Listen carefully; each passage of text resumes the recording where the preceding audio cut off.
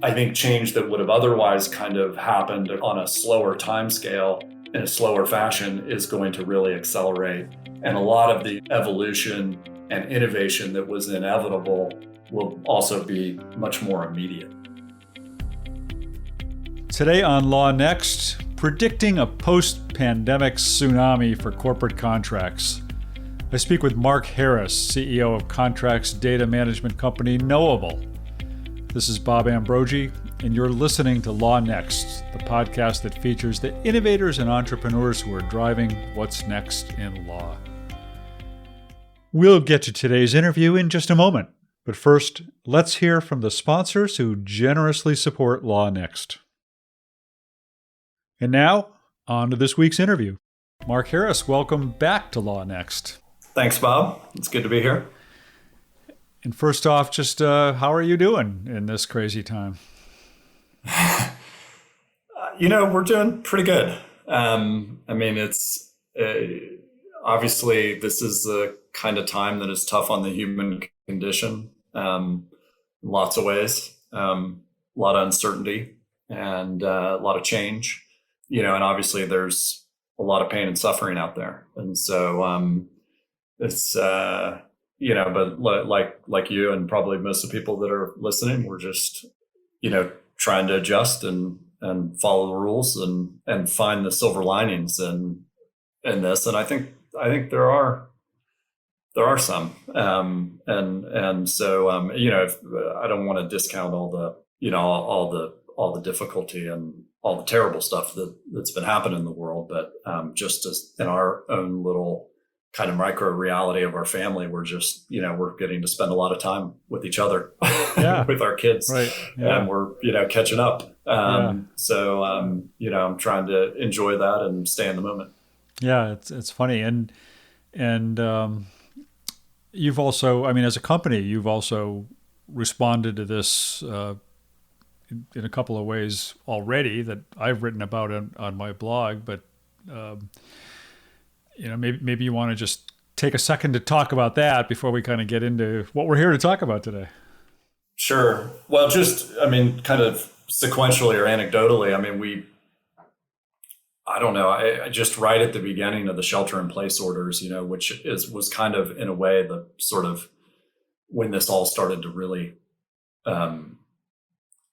change life as we knew it. We were on some conference call, some Zoom call about some topic. I can't remember what it was, but we were in the middle of it, and it just became painfully clear that anything that we were kind of engaged with that was pretending to kind of be business as usual felt like a little bit of a waste of time. And I stopped that call or kind of redirected it to just talking about kind of what our customers are going through and how do we make sure that what we're doing is hyper relevant to kind of what they're dealing with. That caused us to decide we need to just get the leadership team basically, together and have that same conversation. And so we did. It was we blocked a couple hours or something, and it was very open-ended and just, framed as we're not going to get off this call until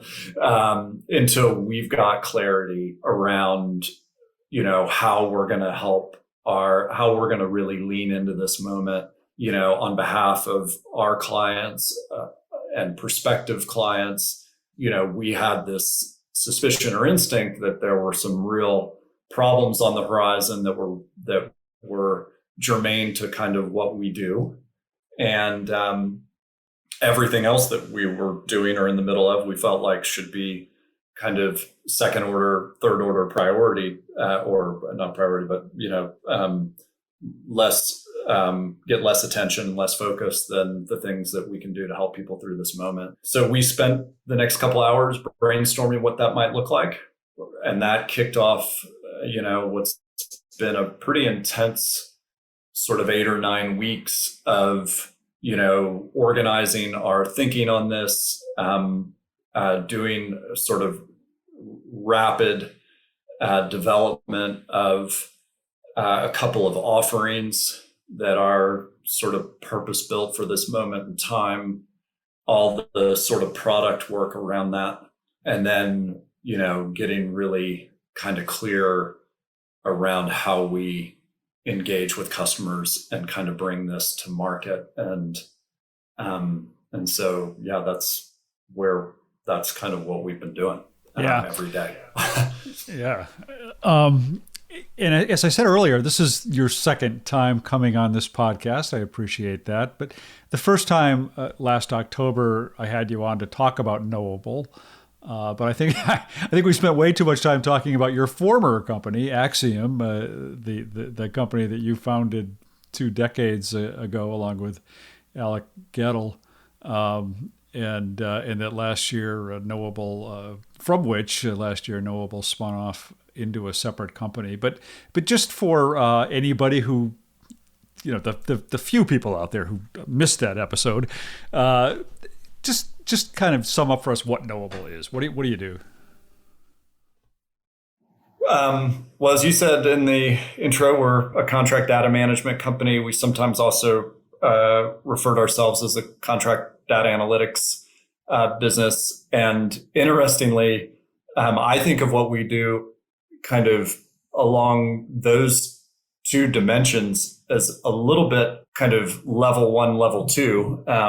So, contract data management to us is a set of kind of behaviors that companies need to engage in to reach a level of hygiene in the way that they manage their contracts.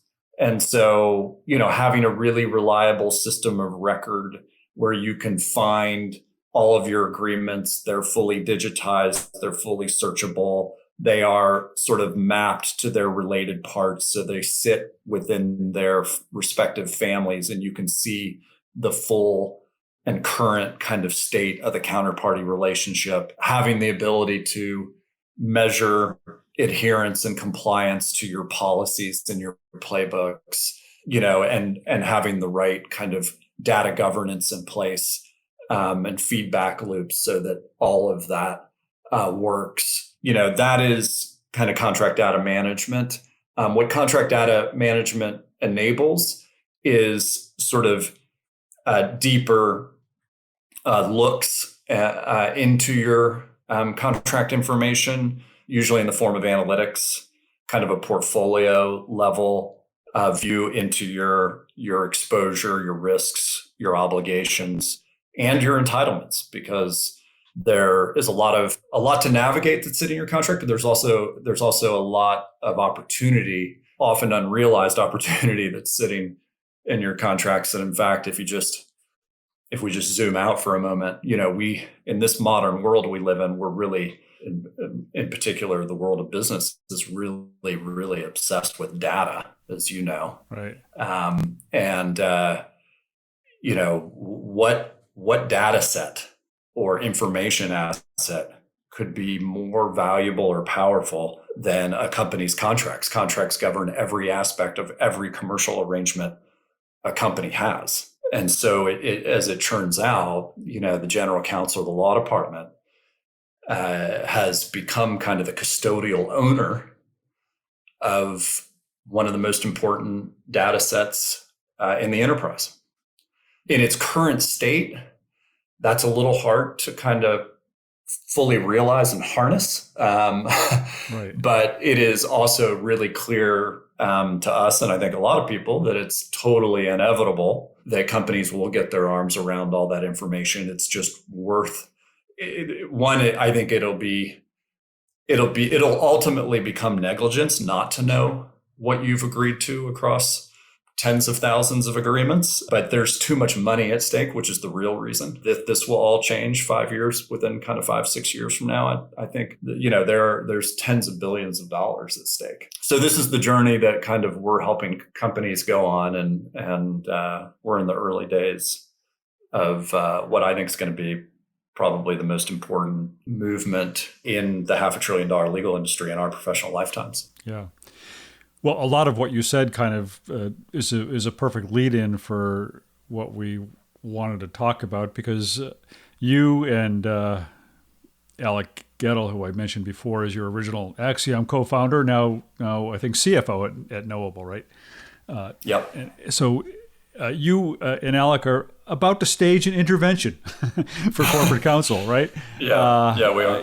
What's that all And about? I'll just say for those who are listening who will have read the intervention or the letter, for any of the parts that you don't like, those were the parts that Alec wrote. Okay.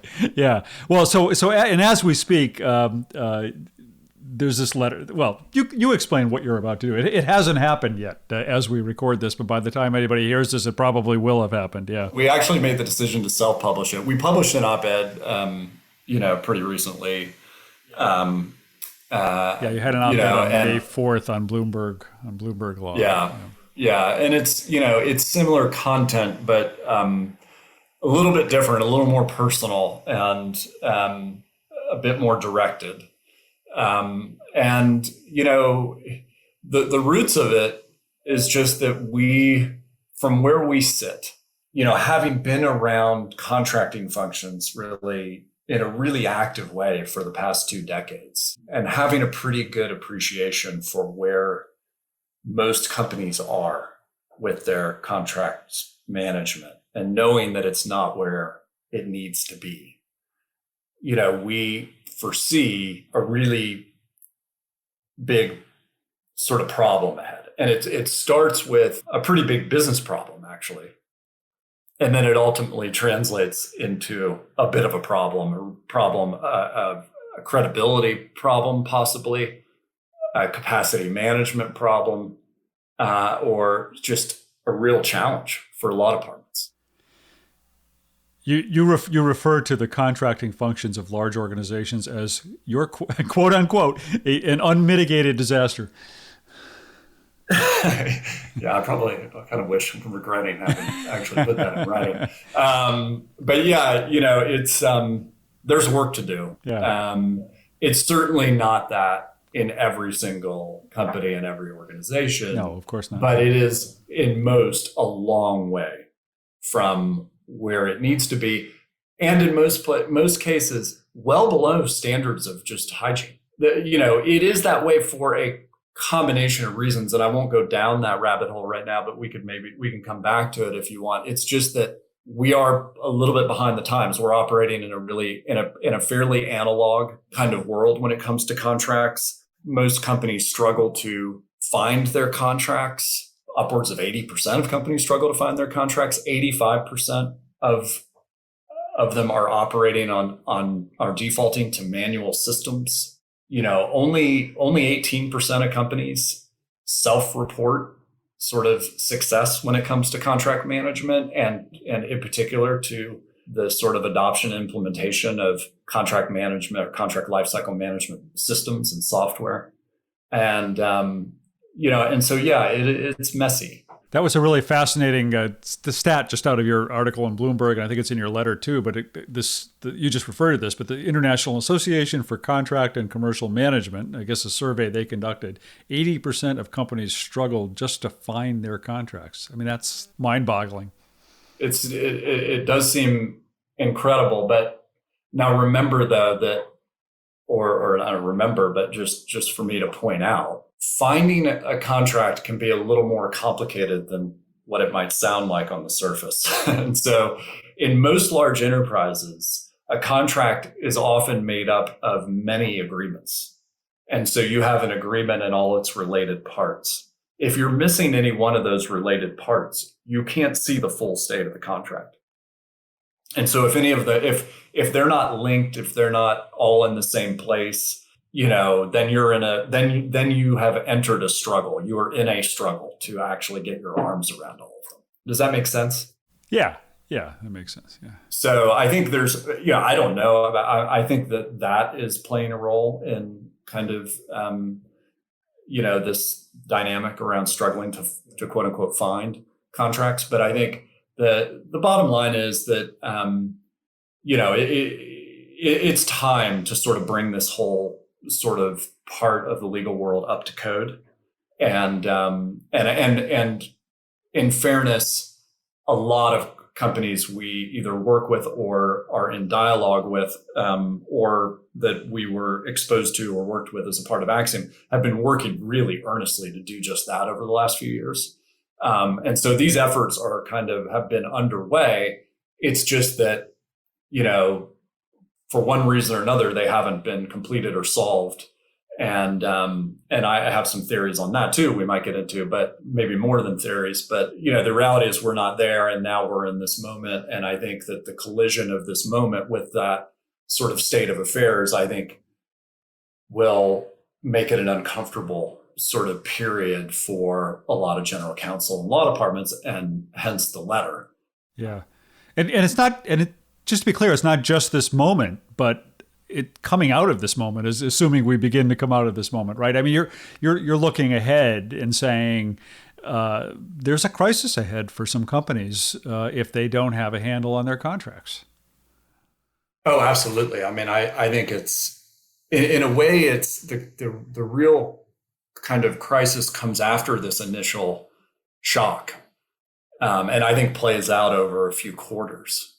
And so, I'm not even, I don't know how you feel about this, but I think there's a lot of talk and reporting about the economic crisis. I think we kind of understand it intellectually. I don't think we've experienced it yet viscerally. It's almost like a strong undertow that is silently dragging us out to sea. And it's really rough waters out there, that we're going to encounter. We are headed for an economic crisis here of noteworthy proportion. Just in April, we lost over 20 million jobs. That's more than the entire recession in 2008. We have eviscerated a decade's worth of job growth in a single month. Unemployment, which is getting close to 15%, is the highest it's been since the Great Depression. Drop in economic activity is just shy of 12%, which is almost 3 times the decline of the Great Recession in 2008. And we're just at the beginning here. So what does that mean? Well, it basically adds an enormous amount of pressure. It introduces an enormous amount of pressure into the system. And so then you say, okay, well, what will that pressure mean? I think you have to actually get your head around, how does the system work? What is the system? And I don't want to get too philosophical, but, large companies, what are they really? I mean, in essence, they're constructs of hundreds of thousands of commercial arrangements in all directions: customers, suppliers, partners, vendors, advisors, employees. Those arrangements are going to be coming under immense pressure.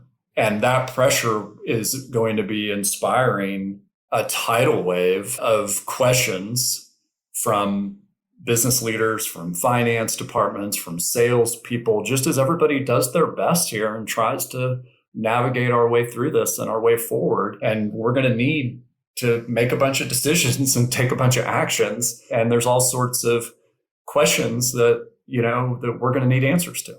Right. Well, I mean, even beyond saying it's even beyond getting philosophical about it. I mean, it's just very practical. I mean, over the coming months and maybe years,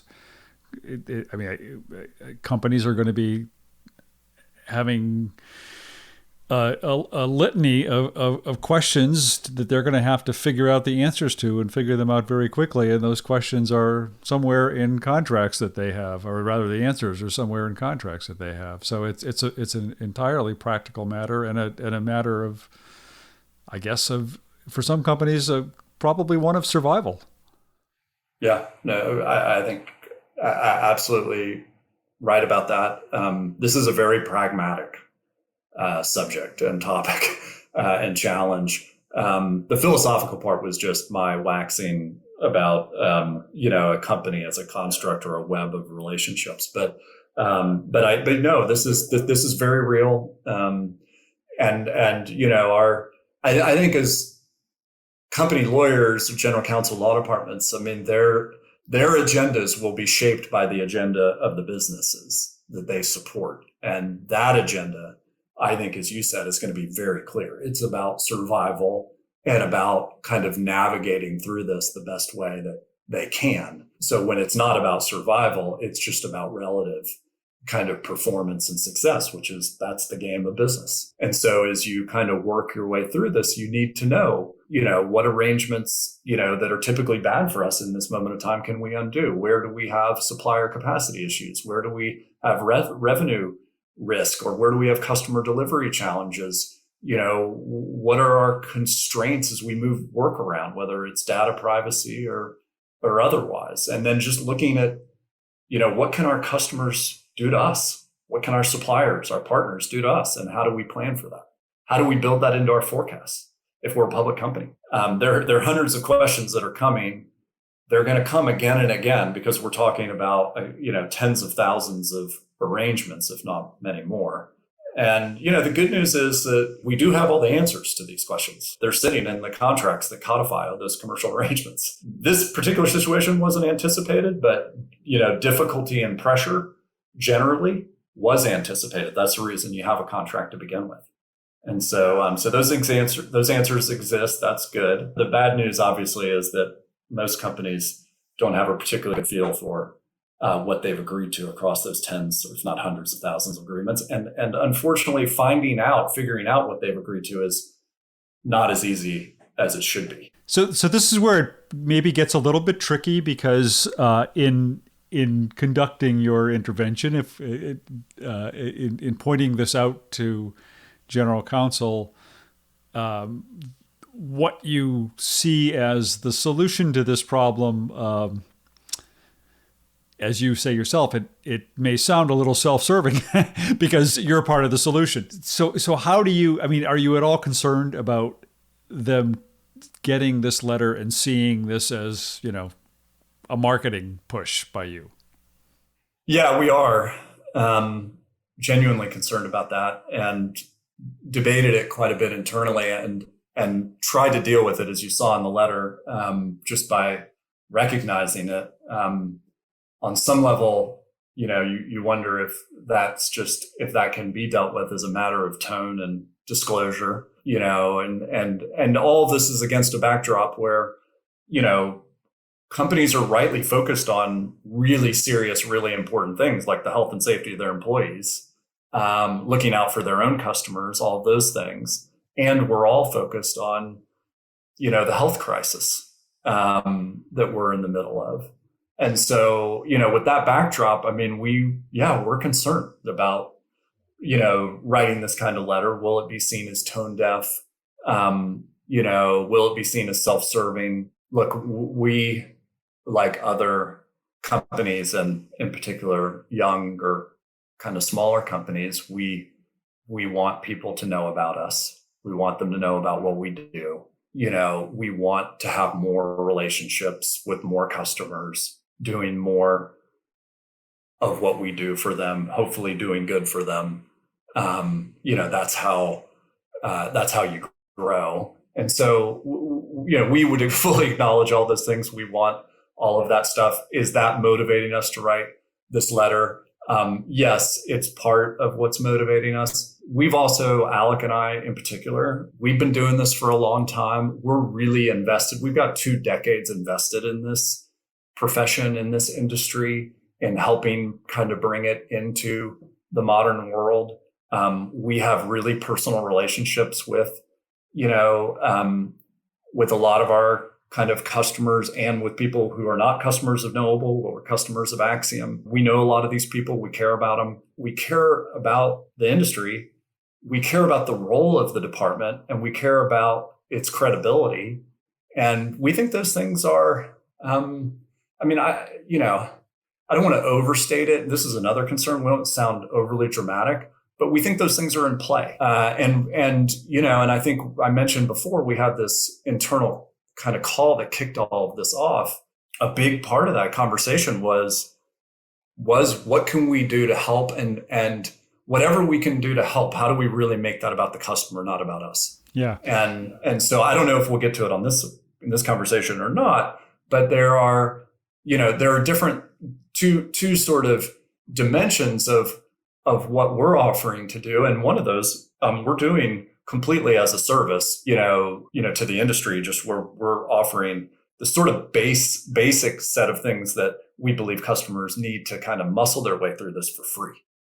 And so we're trying to, strike a balance there. Yeah.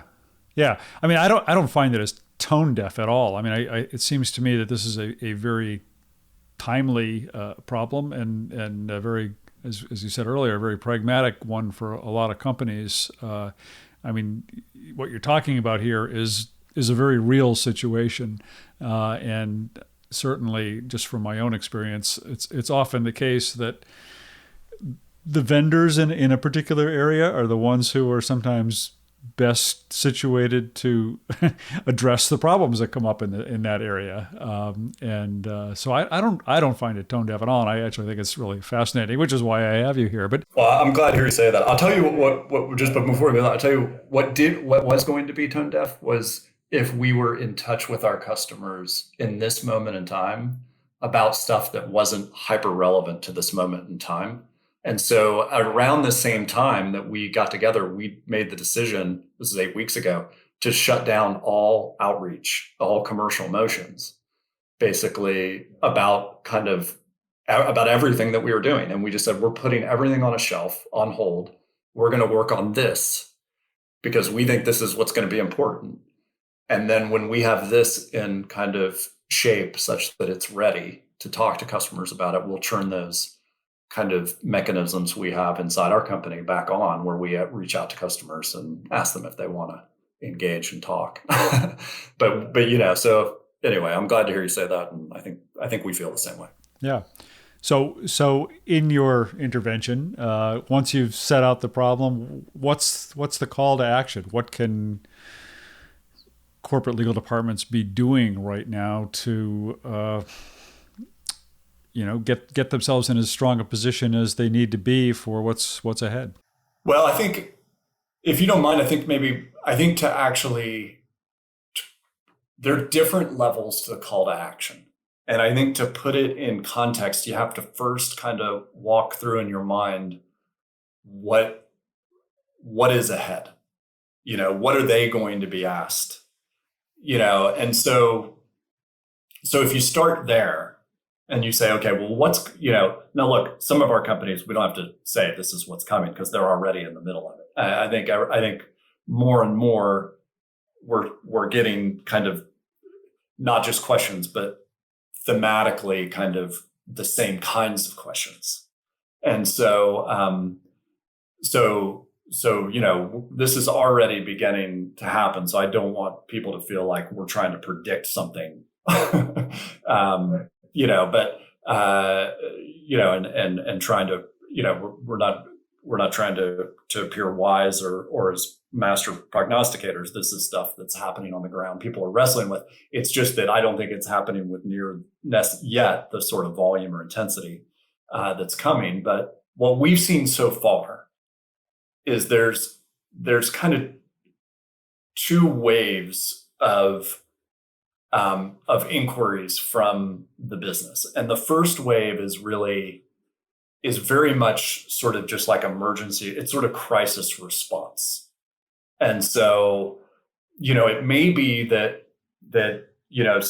somewhere from the leadership team on down, there are, the company is running different sort of sensitivity analyses. Again, if you're a public company and you've got to kind of forecast and give guidance, you want to start kind of looking at some of these issues to figure out where you think you stand. And so you run a bunch of scenarios around what happens if, and that's what a sensitivity analysis looks like. And you might look at, a handful of different possible scenarios, and do your best, use your judgment to sort of pick the one that's going to drive your guidance or your discussions with your board or what have you. So when you're in at that kind of crisis response level, you're asking questions like, can our customers or suppliers get out of their commitments to us? Can they claim force majeure? I'm sure you've seen this, you follow the industry. I don't think there's a law firm, on the planet that hasn't sort of issued a memo or an alert yet around force majeure.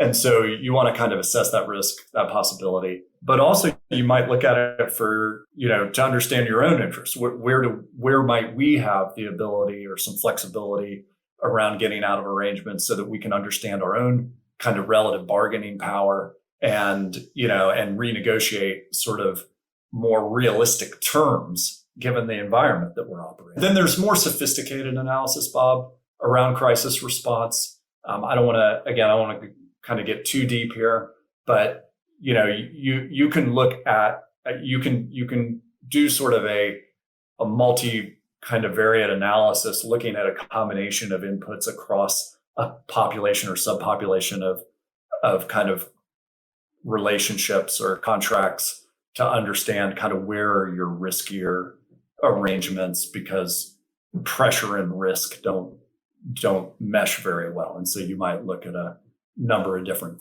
things there. That's kind of the first thing. It's just, dealing with the fact that we are entering a crisis. I think the second, though, gets much more interesting.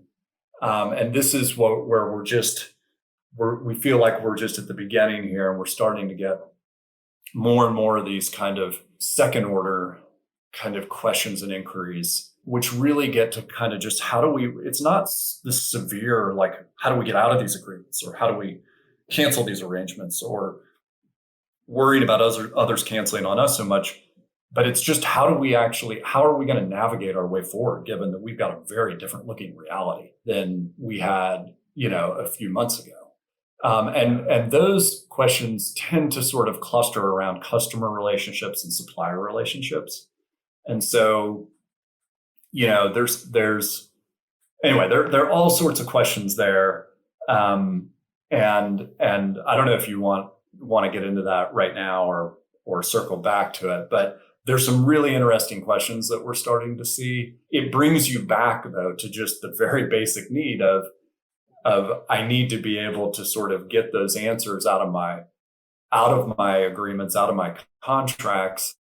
And that's where kind of our, when we think about what is going to be required of the law department of general counsels, you put knowable completely aside. And by the way, this is, again, this really isn't, we don't have ownership over this kind of solution set. If you look at, I think almost every single one of the AmLaw 100 has put out a COVID-19 response memo. Almost every single one of those memos, the very first step is find your contracts. Right. And so what do we think is going to be really important? You need to be able to find your contracts. Well, you have to get underneath the word find to understand what that really means. And I think the very first thing is you've got to have all of your agreements and all of their related parts in a sort of reliable, usable system of record. They've got to be fully digitized. I don't know if you know this, close to half, if not more, of agreements that would be in a repository inside a large company are unsearchable because they're in a scanned PDF. The reason it's scanned is because it was signed, it was printed, it was signed by somebody, then it was scanned back into the system. So, often a very sizable percentage of your overall corpus is completely unsearchable, which means you're literally cracking open and scrolling through, searching around for things with lawyer eyeballs that are very expensive. And so, so you need to have a system where, fully digitized, fully searchable, deduped, and really cleaned up. There's a lot of dreck in the system today. This would resonate with most people who interact with their company's contracts, but you open it up, you try to get in to sort of find what you need. It's often missing or there are missing parts. But if you do find it, there are 5 of them and they all look exactly the same. And so which one is the actual execution copy? So there's a lot of just cleaning up that needs to be done. And then, as I mentioned before, you really have to map all the agreements to their families, because if you can't see an agreement in the context of its related parts, you're not actually seeing the full or current state of the contract. The very first thing that companies need to do is they need to have a really reliable, searchable, organized system of record that's fully digitized. And that will just give you, that's kind of, I don't think that goes far enough. That gives you the ability to muscle through this. It gives you the ability to kind of do some portfolio level searching. To me, I don't know how you get through it without that. That is kind of, when I said before, we're offering sort of the base stuff for free. We're offering most of what I just said for free. Right. That's what you were calling portfolio visibility, right? That's the what I wrote about a couple of weeks ago. And so if that's as far as companies want to go, I think that's, you got to start there anyway. So I think that's a logical thing to do. And most companies we know aren't there, some are, but you got to go through that step and if they want to pay us, we're donating 100% of those proceeds to CDC Emergency Response Fund. And and as you alluded to earlier, you're not the only vendor in the space, right? No, we're not. And it's the way we do what we do, the how is quite different, and we think that those differences may really end up mattering, particularly in a situation like this one. I'll just leave it at that. But no, this is a really active and interesting space right now. A lot of capital has flown in, has flowed to this space around contract management and contract data and extraction and the use of AI. And I think, to the point earlier, like, it is no secret that the world is headed this way. And 5 years from now, I think it's going to feel very strange to us when we look back to say, geez, just 5 years ago, we did not know what was in our agreements and couldn't find them and couldn't search them. I think that will feel very strange. And I think we're obviously not the only people who think that. There's a lot of venture capital and private equity and a lot of other companies that have said this is a big, big problem and it's going to get solved. And it's really a question of more kind of, and there are going to be a lot of companies that are quite helpful to customers in getting there across the next 5 years in different ways. We happen to have a lot of views around the best way to solve the problem and how it gets solved, but that we'll leave that for maybe another day. We'll get back to my interview in just a moment, but first, let's take a break to hear from the sponsors who generously support Law Next.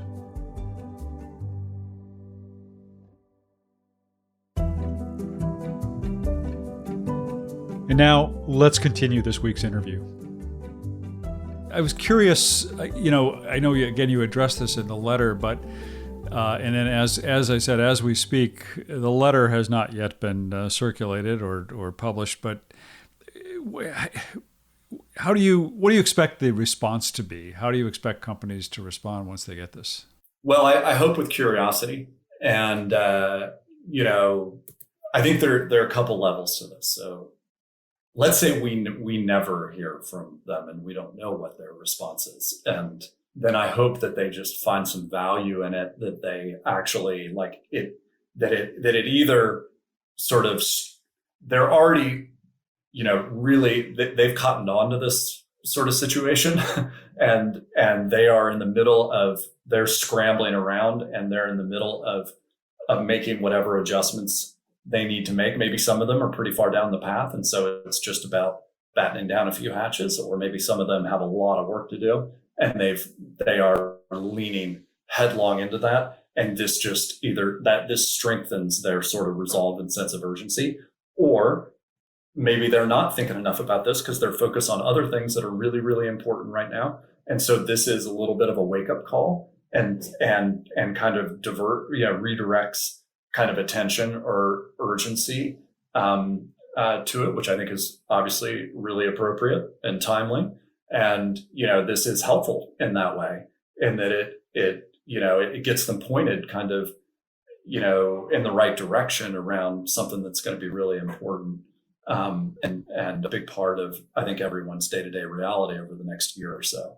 I think from a, selfish interest standpoint, we hope that, that it will inspire more dialogue. I guess I would start more broadly and just say more dialogue around this problem with their advisors, could be their law firms, could be with companies like Knowable. Ultimately, we hope, some portion of that will translate into, more and more conversations between us and not just our customers, because we're really in touch with most of them already, but prospective customers, prospective relationships that we would love to build across time. And that in and of itself is would be incredibly meaningful and valuable to us, because we spend a lot of time, because this is a nascent kind of area, just educating and helping helping our customers put shape around kind of problems and strategies for attacking them. And I think the more of those conversations we're in, the healthier our business will be, and the more we'll be doing to kind of advance the missional dimension of what we're doing. And while we're in this for commercial reasons, we're also in it to have impact. Yeah, I think, we hear so much about this crisis being a turning point that will drive broader adoption of tech and legal. It sounds like you're hoping or perhaps believing that will be the case for contracts and legal as well, that this could be a real turning point. I think I'm not saying it will be for Knowable. No. I mean for contract for how corporations manage and totally. I don't see how it couldn't be for the universe of companies out there, large enterprises that are dealing with the challenge of contract management in this day and age. I feel that this is to sort of make reference to an evolutionary concept, of sort of punctuated equilibrium moment where, I think change that would have otherwise kind of happened on a slower time scale, longer time scale, in a slower fashion, is going to really accelerate.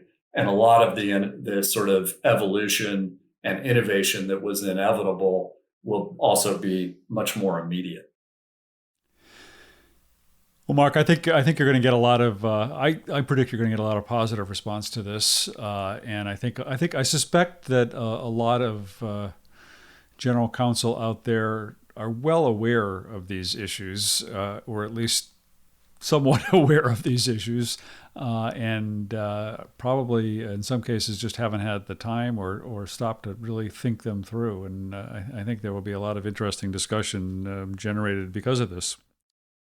Yeah, I do. I think a lot of good could come of this. I really do. I think that the good news, the solving of this problem well beyond the pandemic and the sort of tail of economic kind of consequences that will play out over the next year or so, but well beyond all of that, there is enormous value in kind of getting your foundation set upright and then beginning to kind of lean into and invest in pulling this information out of your contracts. And I think what's really exciting ultimately, if, once we get through this moment together for general counsels, I really think this, again, just to go back to this point of they're sitting on possibly the most powerful and valuable information asset a company has.